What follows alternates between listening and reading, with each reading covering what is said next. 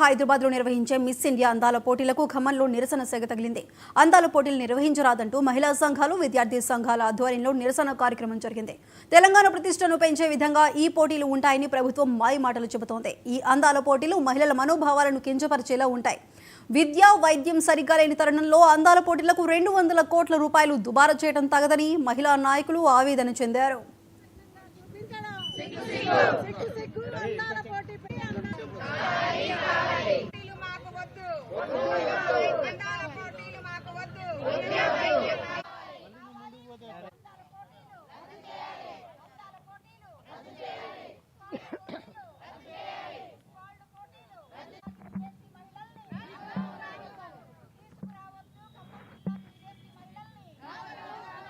మే 7 నుంచి 31 జరిగే అందాల మిస్ వరల్డ్ అందాల పోటీల్ని రద్దు చేయాలని చెప్పేసి పీఓడబ్ల్యూగా అట్లనే అన్ని ప్రజా సంఘాలు, విద్యార్థి యువజన సంఘాలు కూడా దాన్ని తీవ్రంగా వ్యతిరేకిస్తూ ఉన్నాయి.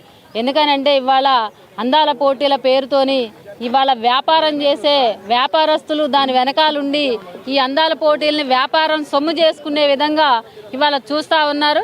ఎందుకనంటే ఒక మహిళ ఈ పోటీలకి పాల్గొనాలంటే తను శరీరాన్ని చాలా హింసించుకొని ఇవాళ ఉండాల్సిన అవసరం ఉంది. తను గెలవడం కోసం ఎంతో తపన పడి ఇబ్బంది పట్టి తన శరీరాన్ని మానసికంగా ఇబ్బంది పెట్టుకునే అవకాశం ఉంటుంది. కాబట్టి అట్లా వ్యాపారంతో చూడకోకుండా ఇవాళ విద్య, వైద్యం కోసం ఈ బడ్జెట్ని అంతా కేటాయించాలని చెప్పేసి మేము డిమాండ్ చేస్తూ ఉన్నాం.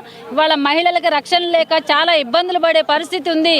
మహిళలకి రక్షణ కల్పించాలని, వాళ్ళు పనిచేసే స్థలాలలో కూడా వాళ్ళకి రక్షణ కల్పించాలని చెప్పేసి మేము డిమాండ్ చేస్తూ ఉన్నాం. అందుకని ఈ అందాల పోటీలు మహిళలకి ఇబ్బందికి పెట్టే విధంగా కాకోకుండా, ఈ వ్యాపార దృక్పథంతో కాకోకుండా ఇవాళ వాళ్ళు తెలంగాణ రాష్ట్ర ప్రభుత్వం మే 7 నుంచి 31 వరకు మిస్ వరల్డ్ అందాల పోటీలను నిర్వహిస్తుంది.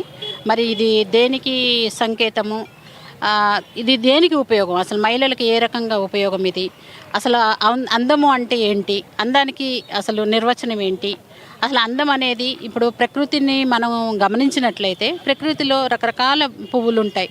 ఆ పువ్వులు దేనికదే ప్రత్యేకంగా ప్రతి ఒక్క పువ్వు, మల్లె పువ్వు కానీ, గులాబీ పువ్వు కానీ, చామంతి పువ్వు కానీ, ప్రతి ఒక్క పువ్వు కూడా ఎంతో అందంగా ఉంటుంది. ఆ విధంగానే మహిళల్లో కూడా ప్రతి ఒక్కళ్ళు కూడా ఎంతో అందంగా వాళ్ళ వ్యక్తిత్వాన్ని బట్టి కూడా, అందం అనేది వ్యక్తిత్వాన్ని బట్టి ఉంటుంది, రంగు రూపుని బట్టి ఉండదు కదా.